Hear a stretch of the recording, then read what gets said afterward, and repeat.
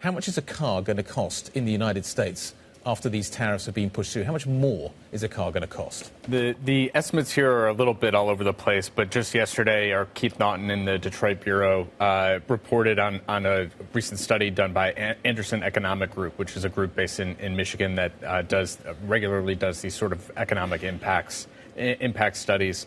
Roughly $4,000 for a crossover SUV, and the incremental cost to build that would be passed on to the consumer.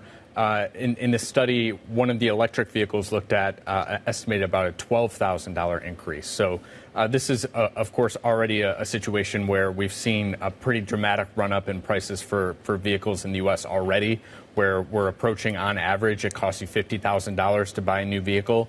So this is sort of the last thing that the consumer is looking for, I would suspect, across the market, that there's going to be some real sort of resistance to these increased prices. So that's the impact on the U.S. consumer. You're looking, though, at the impact on the European automakers this morning. Just talk us through why that's happening. Yeah, I mean, I think this is not going to be necessarily a situation where there are any winners, right? There's even Ford, where you have a situation where this is the automaker that employs the most U.S. workers, that has the most U.S. production. Their CEO just a few weeks ago was talking about the idea that these tariffs would blow a hole in the American auto industry, and alluding to the idea that Trump has talked about wanting to look out for the American auto industry, and instead what we've gotten is a lot of costs and a lot of worries, a lot of reasons for concern. So this is a situation where Stellantis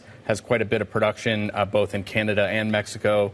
Virtually the whole industry over the last decade and a half has gone into Mexico because of the lower cost production.